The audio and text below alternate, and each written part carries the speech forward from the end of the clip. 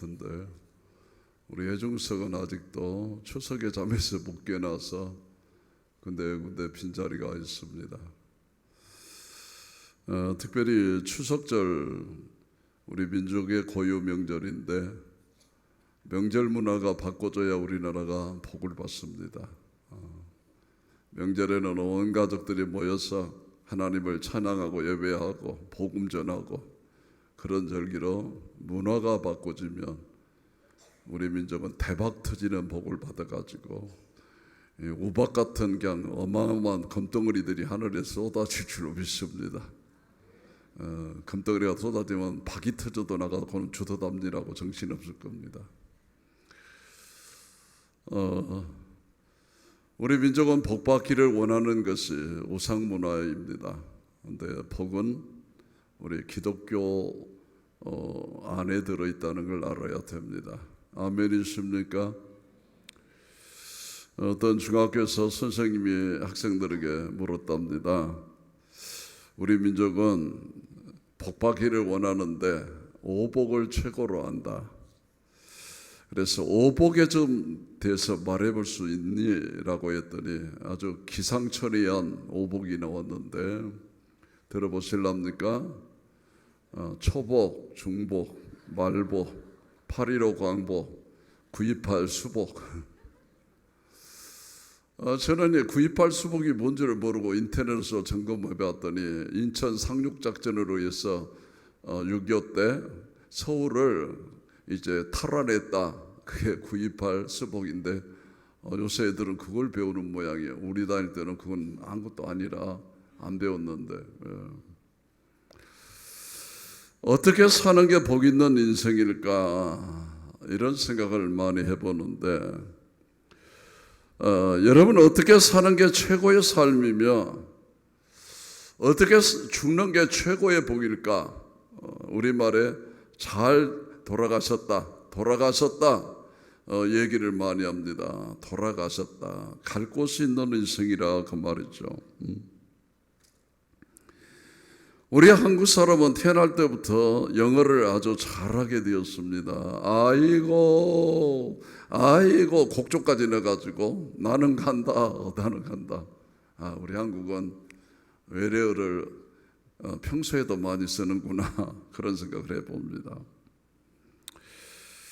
갈 곳이 준비된 사람은 행복한 사람입니다.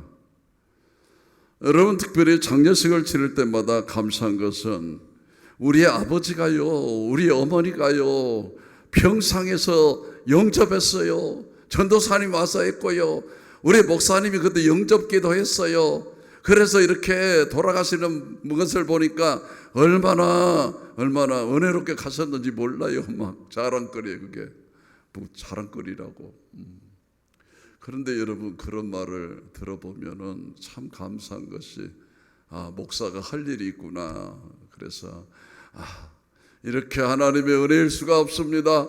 이렇게 예수 영접하고 천국 갔습니다. 할렐루야 우리 찬양합시다 그러는데 예수도 안 믿고 그냥 세상에서 그럭저럭 살다 가셔보면 할 말이 없어. 목사 어머니는 안 믿었으니까 지옥 간 것이 틀림없습니다. 믿습니다. 이래야 그랬어요. 목사가 할 말이 없는 그런 예배는 우리 인생은 왔다가 어느 땐가는 간 것입니다. 그러고 자손들한테 전도하는 거 외에는 없어요. 할 말이 없어요. 할 말이 있어야 되는데.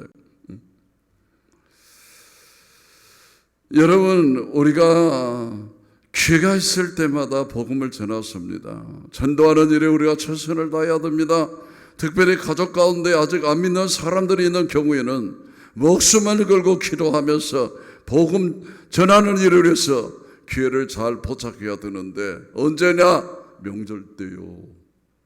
설, 보름, 명절 때 우리가 복음 전해야 돼. 그리고 추석 때 복음 전해야 돼요. 특히 나이 드신 어르신들이 계신 가정에서는 늘 작정하고 기도하셔야 됩니다. 돌아갈 곳이 있는 사람, 또 가고 싶은 곳이 있는 사람, 참 축복된 사람이죠. 하나님께서 이스라엘 백성들에게 갈 곳을 정해주시고 출애굽시켜 줬습니다. 애굽을 떠났다 그 말이에요. 어디로 갑니까? 가나안 입입니다. 입. 여러분, 출애굽을 했는데 가나안 입을 못하면 안 됩니다. 떠나는 일이 있는데 들어갈 곳이 없다면 참 답답한 일이 아니겠습니까? 오늘 우리가 읽은 민수기 33장 말씀은 좀 특이한 장이죠. 우리가 전체를 다 읽지는 못했습니다만은 이제 3절부터 보면은 많은 지명이 나옴. 지명. 애굽의 람셋에서 출발을 해서 모압 땅까지 42개의 장소가 나와. 42개. 그러니까 출발지와 도착지를 빼면 40곳인데 40년에 40번 이사했다. 1년에 한 번씩 이사를 했다고 말했죠. 저는 이 말씀을 준비하면서 내가 이사를 얼마나 많이 했나 한번 따져. 저는 이사를 많이 한 사람이 아니지만은 어렸을 때 이사를 한 번 했습니다. 조그만 오두막집에서 살았는데 바로 우리 옆집에 큰 집이 있었어요. 그때만 해도 아주 동네 제일 큰 집이에요. 그런데 우리 어머니가 이제 가난하게 살면서도 그 윗집을 얼마나 이제 바라보며 살았든지 그 양반들이 잘 돼가고 서울로 이사를 가기가 바쁘게 빚을 내다가 그 집을 샀어요.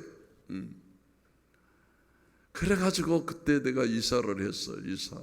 그게 큰 돈이 됐어요. 나중에. 예, 담양 땅이 오르면서 그래. 땅이 오르면서 몇 가마니 주고 산 것이에요. 그게. 그리고 나서 목회하면서 내가 이사를 몇 번 했나 해봤더니 고창 덕암교회, 그 다음에 장성 사거리교회, 그리고 이제 신안교회 3번에 3번. 그리고 개척에서 몇 번 했나 생각을 해봤더니 풍양교회에서 새빵살이 살듯이 살고, 일곡동 와서 구성전에서 살고, 그 다음에 이 성전 지었는데 여기 새빵살이 옆에서 하고, 그리고 지금 사택에 들어가서 4번 이사를 했어요. 아하, 나도 이사를 총 8번을 했구나. 8번. 한 번만 더 하면 끝날 것 같아요. 그 살다 죽게. 자, 여러분, 이사하기가 쉬워요, 어려워요? 쉽지 않잖아요. 그런데 더구나 광야에서 개인이 아니고 민족적으로 해마다 1년에 한 번 정도, 어떤 때는 하루만 해도 텐트를 걷고, 어떤 2년, 3년 있을 때도 하여튼 전체 종합해 보니까 42개 장소가 나온 겁니다. 전체 경유지를 다 표시한 장이 민수기 33장에는 없습니다. 자세하게 기록되었습니다. 오늘 본문 33장 2절로 3절 한번 보시죠. 모세가 여호와의 명령대로 그 노정을 따라 그들이 행진한 곳을 기록하였으니 그들이 행진한 대로는 이러한지라. 그들이 첫째 달 15째 날에 람셋을 떠났으니 정월 15일 날 람셋을 떠났죠. 6월절 전날이죠. 첫째 달 15째 날에 람셋을 떠났으니 곧 6월절 다음 날이라. 이스라엘 자손이 애굽 모든 사람의 목전에 큰 권능으로 나왔으니 라고 하였습니다.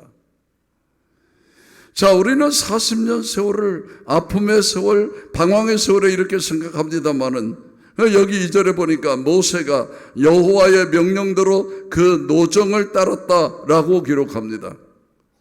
자, 하나님께서 말씀하신 대로 그 길을 따라갔다 그 말입니다. 그리고 3절 맨 뒷부분에 보니까 애굽 모든 사람의 목전에서 큰 권능으로 나왔더라고요. 큰 권. 애굽 사람들이 보낸 데서 당당하게 하나님의 놀라운 역사 속에 나왔다고 말 아닙니까? 여러분, 거기에 굉장한 기적들이 나타났죠. 10가지 재앙으로 내때리고, 그 다음에 홍해가 갈라지고, 고린도서 10장에 보니까 저희를 따른 반석으로부터 생수를 공급받았고, 하늘에서 만나가 새벽마다 내리고, 여러분, 놀라운 일이 일어났습니다. 여러분, 우리가 지금 보면은 여행들을 많이 하시더라고요. 그런데 다른 데 여행하는 것도 필요합니다만은 다른 데 가려 생각하지 말고 꼭 이집트 카이로에서 이스라엘까지 넘어가는 이 광야를 한번 가볼 필요가 꼭 있습니다. 전에 우리 교회가 목사님 어떤 교회들은 이렇게 성지 순례 가더만 우리 교회는 안 갑니까? 그러더라고요. 그러면 우리도 한번 가지. 그래서 이제 가자고 해갖고 뭐 결정하고 어쩌고 저쩌고 가자고 그래서 날짜를 정해놓고 성지 순례 갈 사람 신청하시고 한 명인가 두 명인가 하고 말아버렸어요. 다들 못 간대요. 왜 안 가버렸어요? 우리는 지금까지 한 번도 못 갔어요. 저도 옛날에 한번 다 목사님들이 성지 순례 가야 된다고 그래서 한번 따라갔다 온 뒤로 못 갔어요. 저도 한번 더 가보고 싶어요. 야, 이스라엘 백성이 여기를 40년간 긴 시간 동안 이 지역을 지나갔구나 라는 생각을 하면 감격입니다. 아주 감개무량한 지역인데 우리는 중국의 계림산 같은 데 가서 용이나 쳐다보지 말고 좀 이스라엘, 이집트 같은 데로 갯돈이라도 부어가지고 평생 한 번쯤은 꼭 다녀왔으면 좋겠어요. 그렇게 가서 보고만해도 그냥 가슴이 울렁울렁거립니다. 세상에 이런 땅을 40년 동안 다녔다니 이건 있을 수 없는 일이다. 잠깐 지나가는데도 이렇게 힘드는데, 여러분 우리나라가 여름에 보통 몇 도이죠? 30도 오르락 내리락 하는데도 컥컥거리는데 거기는 몇 도? 40도를 오르락 45도까지 올라가요. 여러분 우리나라는 그래 습도가 좀 많아서 힘들지만 만일에 그거는 습도는 좀 없어요. 습도가 있다면 그 사람들 다 숨막혀 죽어요. 여러분 거기에 그런 무시무시한 땅을 지나갔다고 말했죠. 땅에서 올라오는 지열, 복사열이 얼마나 숨을 막히게 하는지 그런 세월을 40년 동안 살았습니다. 믿음이 아니고는 불가능하고 하나님이 도우심이 아니고 도무지 있을 수 없는 땅이죠. 낮에는 구름기둥, 밤에는 불기둥이 있었기에 그들이 살아남았다 그 말입니다. 어찌됐든 40년 동안 방황의 세월을 지냈지만 그들이 하나님의 인도대로 따랐고 하나님께 큰 권능으로 그들을 인도하셨다라고 기록하고 있는 것이죠. 여러분 우리가 세상을 살면서 실수할 때도 있고 또 방황할 때도 있고 어떤 때는 거꾸로 갈 때도 있죠.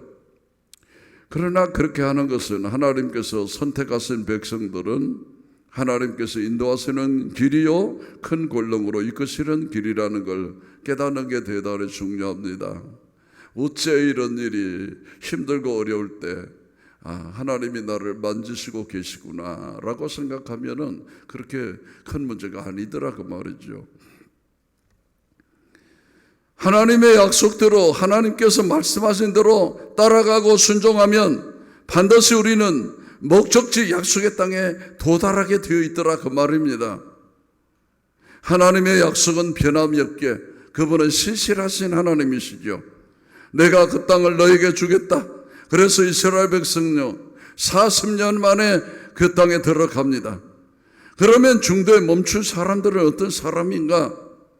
약속의 땅에 들어가지 못하고 중간에 마친 사람들. 우리가 종종 그런 인사를 하죠. 평생을 광야에서 사시렵니까? 아니요, 아니요. 단연하게 말해야죠. 아니요. 그래서 마친 사람들이 누구냐? 그들을 이끌어서 불신앙의 사람들이다.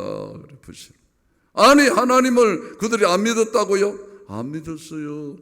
아니 불기둥 기름기둥을 보고도 안 믿었다고요? 안 믿었어요. 안 입을 자 신앙 불신. 그들이 누구입니까? 불순종의 사람입니다. 불순종의 사람, 하나님의 인도를 거절했던 사람들이에요. 돌아가자 운동했던 사람이에요. 그 속에서도 우상 섬겼던 사람들이요. 그 속에서 모세를 대적했던 사람들이요. 싸그리 무너져 버렸어. 싸그리.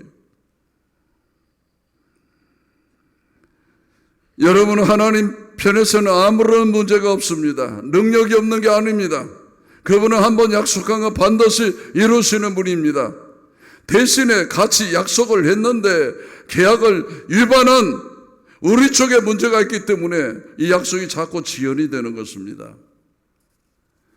여러분 한번 따라서 하나님은 문제가 없다. 문제는 내게가 있다. 그렇습니다, 여러분. 그런데 우리는 실력이 없고 돈이 없고 배경 없고 지식이 없고 학력이 약하고 그래서 약속에 도달하지 못했다 자꾸 생각을 합니다. 성경은 그렇게 말하지 않습니다. 믿음이 없다. 하나님을 믿지 못했다. 말씀을 따라가면 되는데 꼭 군소리를 합니다. 뒤에서 구시렁구시렁 걸, 우리말로 구시렁구시렁 걸. 불평하고 원망하고 대적하고, 지만 망한 것이 아닌 다른 사람까지 끌고 들어가 망하고. 자, 이런 사람들이 다 사라지고 최후까지 하나님의 약속에 도달했던 사람들, 신뢰를 드렸던 사람들, 그까지 하나님 말씀하신 순종했던 사람들은 그 약속대로 다 들어갔습니다. 다 들어. 우리는 방황하다가 일정을 광야에서 마치는 사람이 아니라 약속에 도달할 수 있는 우리 모두가 되시기를 바랍니다. 저는 지금도 확신합니다. 우리도 그렇고 민족도 그렇고 우리가 지금 어렵잖아요. 우리 민족이 하나님께로 확 돌아서 불면 세계 정사를 바꿔버려 하나님께서. 그거 알아셔야 됩니다. 하나님의 손에 다 달렸습니다. 우리 하나님은 신실하신 하나님이십니다. 믿을 만한 분이십니다. 절대로 그분에 문제가 없어요. 문제가 있으면 누구에게 있다? 우리죠. 하나님 걱정하지 말고 내 걱정하세요. 내 걱정. 아, 내가 문제로구나. 내가 정신 차려야겠구나. 자, 성경의 몇 구절 확인해 보겠어요. 하나님께서 그 땅을 주시겠다고 약속하셨는데 창세기 15장 18절을 보십시다. 그날에 여호와께서 아브라함과 더불어 언약을 세워 이르시되 내가 이 땅을 애굽 강에서부터 큰 강 유브라데까지 내 자손에게 주노니. 애굽 강이 어디요? 나일 강에서부터 유프라테스 강 유역까지, 지역까지 확실하게 정했습니다. 자, 출애굽기 23장 31절을 보겠습니다. 내가 내 경계를 홍해에서부터 블레셋 바다까지, 광야에서부터 강까지 정하고 그 땅의 주민을 내 손에 붙이리니 내가 그들을 내 앞에서 쫓아낼지라. 홍해에서부터 블레셋 바다까지, 광야에서부터 강까지.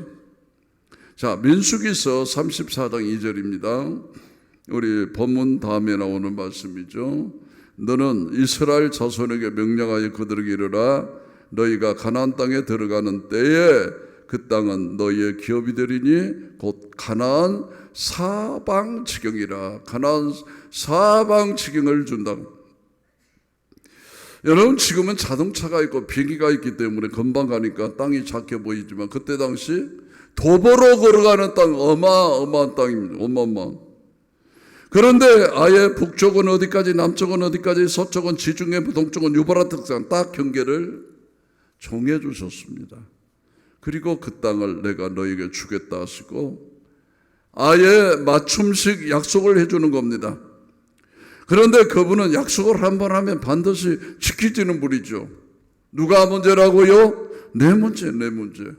내가 말씀을 거절하고 내가 불순종하고 내가 못 믿어서 그래요.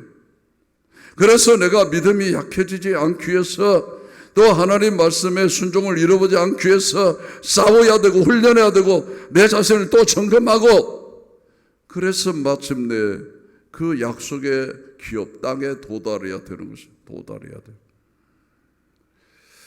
자, 우리가 민수기서를 군데 중요한 장만 이제 이렇게 공부해 왔습니다만은 민수기 33장으로 결론을 맺으려고 그럽니다.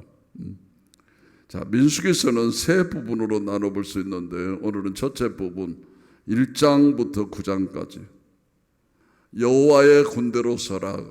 다음 주에 민수기 결론을 맺겠습니다. 따라서 여호와의 군대로 서라. 자, 하나님께서 우리를 군대로 부르셨다는 거, 군대로. 두 번째 부분은 10장부터 25장까지, 세 번째 26장부터 36장까지 이렇게 나누는데, 자, 이 세 부분에서 어떻게 훈련을 받아야 되고 어떻게 우리가 광야를 통과해야 되는지를 우리가 살펴볼 필요가 있습니다. 자, 하나님께서 우리를 부르실 때 여호와의 군대로 부르셨다. 여호와의 군대로 부르셨다. 그들이 홍해를 딱 건너기가 바쁘게 여호와의 군대가 어쩌고저쩌고 그럽니다, 여러분. 여호와의 군대로 부르셨다는 것은 나를 위해 살지 않고 하나님 나라를 위해서 사는 군대, 자신을 헌신할 수 있는 사람으로 불러주셨다. 자, 민수기의 메시지는 구원받은 하나님 백성들이 여호와의 군대라고 하는 것이죠. 자, 이걸 자각하는 일이 대단히 중요합니다. 그 말은 나는 군인이라는 뜻, 군인.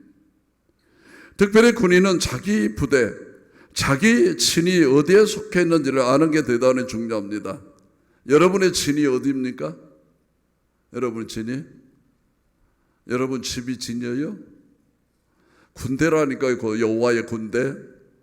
여러분의 친이 일곡중앙교회가 친이라고 알아야 돼요. 이걸 알아셔야 돼요. 아, 내 친은 일곡중앙교회. 나는 교회의 군대로구나. 그걸 생각해야 돼요. 그래서 지파의 계보를 아는 것이 대단히 중요한데, 민수기란 말이 인구조사라겠죠. 인구조사. 두 번의 인구조사가 나오는데 1장과 26장에 나옵니다. 1장은 뭐를 위한 인구조사냐? 군대로 세우기 위해서 20세 이상의 남자들을 계수합니다. 그래서 군대를 편성하기 위해서 인구 숫자를 헤아리는 것이죠. 자, 민수기의 1장 1절로 2절을 한번 보시겠습니다. 이스라엘 자손이 애굽 땅에서 나온 후 둘째 해 둘째 달 첫째 날에 여호와께서 시내 광야 회막에서 모세에게 말씀하여 이르실 때 너희는 이스라엘 자손의 모든 회중각 남자의 수를 그들의 종족과 조상의 가문에 따라 그 명수대로 계수할지니. 자, 군대를 계수하기 위해서 인구조사를 했습니다.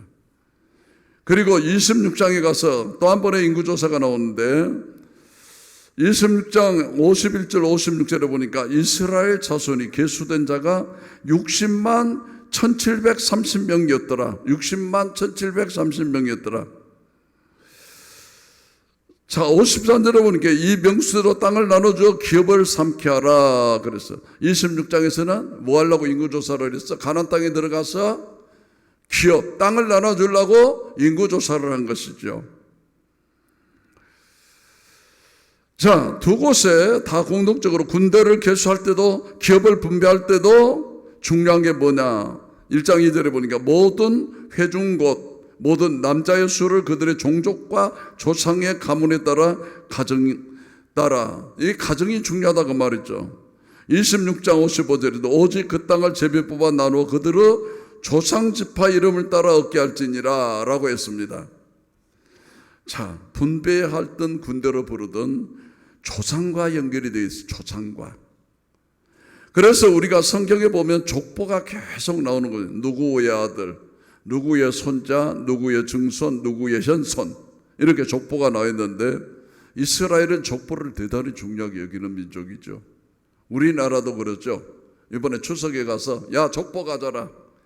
우리 가문의 족보다. 네가 몇 대죠? 무슨 자손이다? 뭔 학렬이다? 이렇게들 어르신들이 얘기하는 걸 볼 것이에요. 우리나라도 족보를 대단히 중요하게 여기죠. 하나님을 위해 싸울 수 있는 군인을 뽑을 때도 군대 편성을 할 때도 족보대로 했고, 야, 수고했다. 이제 내가 보상함하면서 각 지파대로 조상을 따라서 땅을 분배해 준 것입니다. 이게 구약시대는 가정이고 가족입니다. 그러면 신약시대는 개념은 뭐냐? 교회를 말하는 교회. 잘 들으세요. 아, 우리가 여호와의 군대로 계수되었구나. 아, 내가 어디에서 사는데, 담양서 사는데 일곡중앙교회 깃발을 붙잡고 나도 이제 일곡중앙교회 족보에 들어갔구나. 그걸 알았어야 됩니다. 그래서 교회가 대단히 중요합니다. 자, 오늘 우리가 읽은 본문 54절을 보세요. 초대해 보니까 너희의 종족을 따라 그 땅을 제비 뽑아 나눌 것이니라. 그 다음에 54절 하반절에 또 너희 조상의 지파를 따라 기업을 받을 것이니라 라고 기록돼요. 한 절에 두 번이나 기록됐어요. 우리 시대가 워낙 실용주의가 돼서 가정과 인간관계, 족보, 이런 개념들이 자꾸 무너져가는 시대를 우리가 살고 있기 때문에 바른 교회관을 이야기가 참 어렵습니다. 안 맞으면 안 나가면 되지. 저리 이사 가면 저리 가면 되지. 이런 관을 갖고 있어요, 사람들은. 이런 거. 여러분, 교회는 가까운 데 있어서 출입 있고 뭐 셀바 찍찍 끄집고 오는 그런 개념이 절대 아닙니다, 여러분. 교회는 가정의 개념이고 혈통입니다, 혈통. 영적인 계보가 반드시 있습니다. 이 안에 내 아버지가 있고 내 할아버지가 있고 내가 내 양을 선택해서 그에게 내 아버지가 내게 물려줬듯이 영적인 유산을 물려주는 패밀리 라인이 없으면 그 사람에게는 기업이 없는 것입니다. 오늘날 많은 사람들이 교회 개념을 출석하는 곳으로 설교를 듣는 곳으로만 생각하는데 그건 극히 일부분만 보고 있는 것이죠. 또 반복하면 가장의 능력만큼 가족들이 혜택을 누리잖아요. 여러분, 우리 교회가 기업이에요. 기업. 어마어마한 기업이에요. 새빵살이 사는 기업, 그게 아니에요. 전세 사는 기업이 아니에요, 여러분. 어마어마한 기업의 사람입니다. 중직자가 엄청난 기업인이에요. 리더가 엄청난 기업이에요. 거기다가 공동체장, 팀장, 엄청난 기업을 누리는 사람이요. 여기에 담임 목사는요, 말할 수 없는 것이죠. 우리에게 하나님이 큰 기업을 줬구나. 아멘이십니까? 자랑스럽게 생각해야 돼요. 자랑스럽게. 교회 생활을 소중히 여기는 게 필요합니다. 그런데 많은 사람들이 오늘날 이런 계보를 자꾸 무시하고 살기 때문에 교회가 약해지고 사탄이 성도들의 가정이나 개인을 공격하면 그냥 쉽게 무너져 버리는 거예요. 여러분, 그래서 이 이단들이 자꾸 기존교회를 흔들라고 자꾸 그래요. 훈련 안 되면 그냥 하루아침에 무너지는 거예요. 여호와의 군대로 세우라 그랬어요. 여호와의 군대로 세우려면 두 번째는 세우신 영적 지도자를 따르라고 가르치죠. 민수기서 전체에서 가르치는 것이죠. 세우신 영적 지도자를 따르라. 여러분, 영적 지도자를 따라가는 게 대단히 중요합니다. 가정에서 부모의 권위가 절대적으로 필요한 것처럼 교회에도 목자의 권위가 세워져야 교회가 건강한 교회가 되지, 목자의 권위를 짓밟아 버리거나 부정 떨고 엉뚱한 소리만 자꾸 해야 되면 그 교회 약화되는 것입니다, 여러분. 약화돼요. 그래서 교회에서 셀리더, 팀장, 교구장, 목회자의 명령계통이 잘 되어야 하는 것입니다. 군대로 말하면 상명하복입니다. 명령이 통하는 관계가 되어야 되는 것입니다. 대적하거나 또 반역을 일으키거나 하면 이 생명의 젖줄기가 끊어져 버리는 것입니다. 왜 저들이 38년이나 연장된 줄 아십니까? 하나님께서 세우신 영적 질서를 거절했기 때문에 그렇습니다. 특별히 우리가 군대를 다녀오신 분들은 잘 알 겁니다. 내가 다른 부대로 옮겨가게 되면 내 상관이 누굽니까? 전에 있었던 곳이 내 상관입니까? 현재 이곳에 있는 상관이 진짜 상관입니까? 그걸 직속상관이라고 그래요. 군대에서 직속상관. 여러분의 직속상관이 누구죠? 모르죠. 직속상관이 있는 거예요. 그걸 알아야 돼요. 직속상관의 얘기를 들어야 돼요. 직속상관. 그게 군대의 기강이라고 그래요. 기강.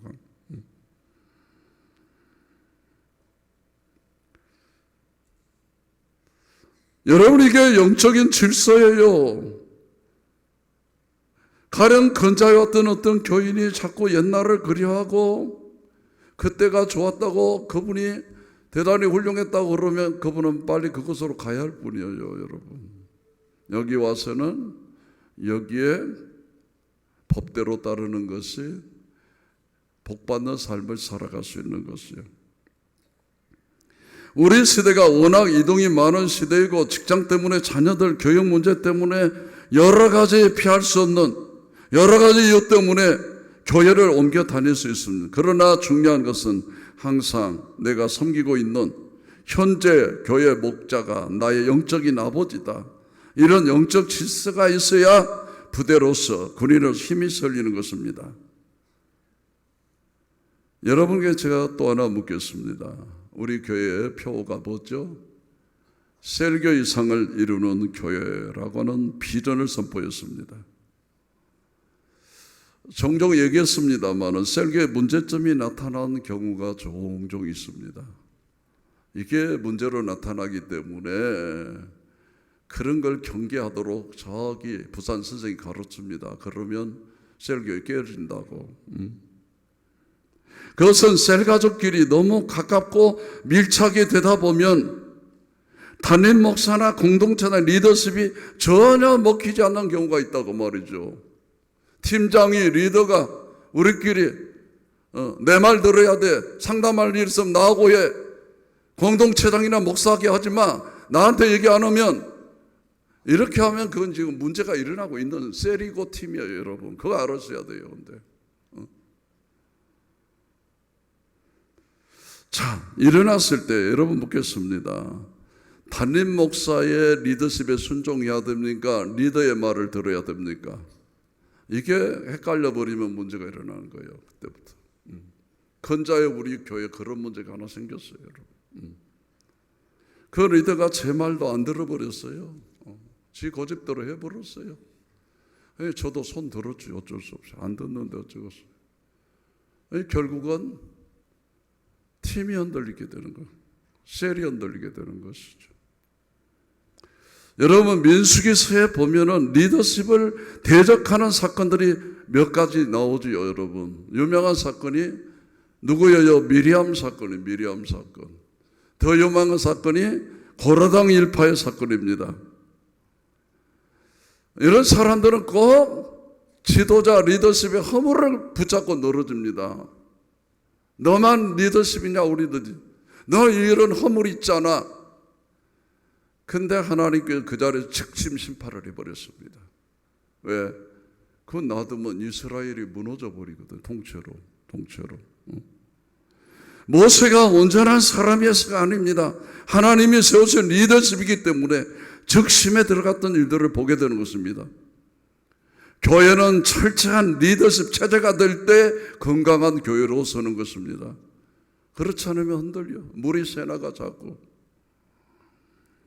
교회는 5년, 10년, 20년 잘 키워서 가정에서와 똑같이 그들도 다시 일어나서 어른이 돼서 생명을 낳고 양육할 수 있는 실력자로 키우는 것입니다. 그래서 교회는 평신도 사역자를 양육해서 키우는 교회입니다, 여러분. 그래서 교회는 가정처럼 온전한 가족 공동체가 만들어져야 건강한 교회입니다. 마지막 세 번째로는 훈련을 중시하라 그럽니다. 자, 민수기서 전체에서 보면은 군대로 세우는 것은 리더십을 세워서 그들을 인도하며 또 리더십은 그들을 훈련 체제로 바꿔요. 군대는 훈련 체제가 안 되면 안 되는 것이죠, 여러분. 특별히 군대에서는 훈련이 대단히 중요합니다. 훈련을 무시하게 되면 큰 문제가 생깁니다. 요즘 군대에서 대형 사고가 특별히 많이 일어나는데 사고의 원인을 보면 고참이 욕을 했다. 기압이 너무 힘들었다. 뭐 이런 것 때문에 말도 안 되는 것 때문에 사고를 냅니다. 여러분, 요즘 시대가 워낙 과거 시대와 달라서 젊은이들의 사고방식과 행동방식이 너무 다릅니다. 가치관도 기성세대와는 너무 다른 것이지요. 그이가 다 형제와 부대끼면서 더불어 사는 사회에 대한 체험이 없는 외아들이기 때문에 가서 문제가 생기면 사고에 대한 대처할 수 있는 능력이 없는 거지요. 그저 가정에서 부모가 애지중지 그냥 받아만 줬기 때문에 군대를 가면 당연히 받아줄 거로 착각을 하는 것이죠. 그래서 조금만 자기 생각에 불편한 말을 하거나 불편한 상황이 벌어지게 되면 자기도 제동장치가 없어서 폭발하게 되는. 이게 동생이 있고 누나가 있고 형님이 있을 때는 서로 섬기는 법, 양보할 수 있는 법을 배우고 그러는데 그런 것을 배울 수 있는 기회가 없는 것입니다. 또 조직을 위해서 자기를 양보하는 것도 없고 희생하는 것도 없고 문제가 꼬였을 때는 갈등을 풀어갈 수 있는 방법도 모르는 거지요. 누가 그렇게 만들었어요? 부모들이 자식들을 그렇게 만들고 말았습니다. 오냐 하면서 학교에서 애들 무슨 문제가 생기고 그러면 엄마들이 쫓아가고 너 기죽지 말라고 자식들을 자꾸 세우다가 애기들을 버리는 것이죠. 애기들을 선생님한테 맡겨놓고 조금 불편하도록 참고 학교 가면 선생님 말씀 절대 순종하라 그러고 해야 되는데, 근데 요새는 군대까지 쫓아간다고 그래요. 시끄럽게 떠드는 아줌마 부대들이 있어가지고 그냥 온 동네가 시끄러워요. 그렇게 해서 애들이 다 망가지는 것입니다. 군대 훈련이 사고의 구조를 바꿔주고 삶의 습관을 바꿔줘야 되는데 조금만 문제가 생기면 바로 그 집에서 쫓아오고 인터넷에서 나발 불고 또 여론 갖고 난리치니까 군대가 아니랍니다. 군인을 만드는 게 아니라 사고뭉치를 수용하고 있나라고 언제 사고 터질까 전전긍긍하게 군대의 분위기가 돼버렸다는. 전쟁이 일어나면 어떻게 될 것입니까? 큰일 날 것입니다. 총대를 어디로 댈지 모를 것입니다. 이게 오늘날 우리 젊은이들의 생각입니다. 이게 훈련이 부족해서 그럽니다. 군대에서 다 못하니까 집에서부터 좀 부모들이 불편한 훈련도 좀 시키고 인내도 좀 가르치고 다른 사람에게 양보할 수 있는 마음도 갖도록 하고 공동체 생활하는 법도 좀 가르치고 그래야 됩니다. 애들 수련회도 보내고요. 학교에서 보이스카우트도 보내고 말입니다. 내가 살아왔던 삶의 방식만 고집하게 되면 원망, 불평을 하게 되고 나중에는 큰 사고를 내게 됩니다.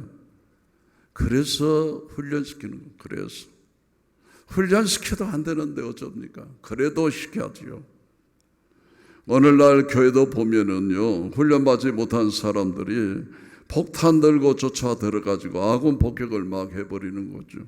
그냥 집사끼리 서로 물고 뜯고 싸우고 목사를 대적하고 장로들끼리 서로 싸우고 말이죠.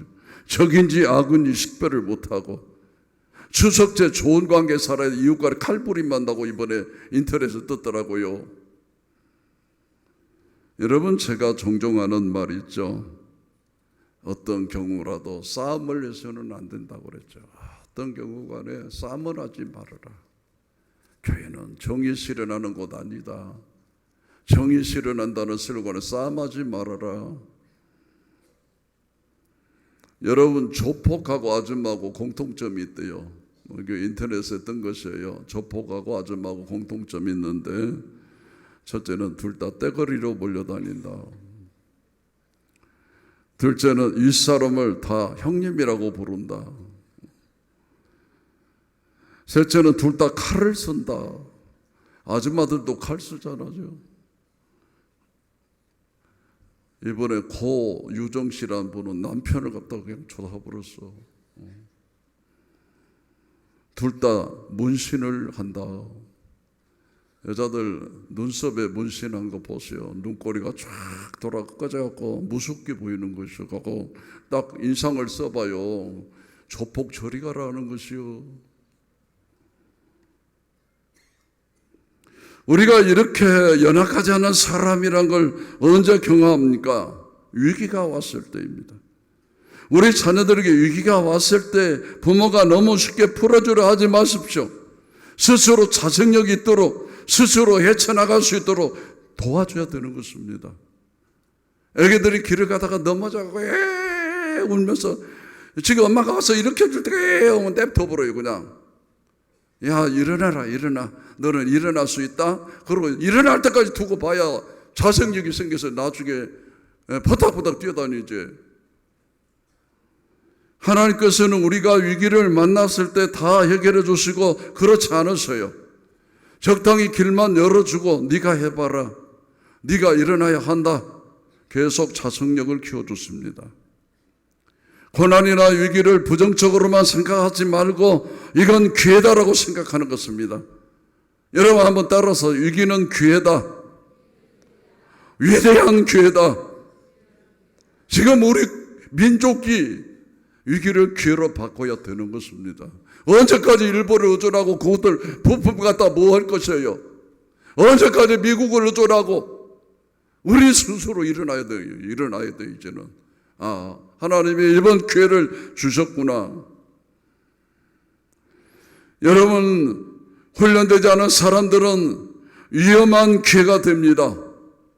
위기를 만날 때마다 이것이 축복이 될 수 있도록 스스로 극복하고 고민하고 훈련하고, 그래서 우리가 내공을 많이 쌓아둬야 됩니다.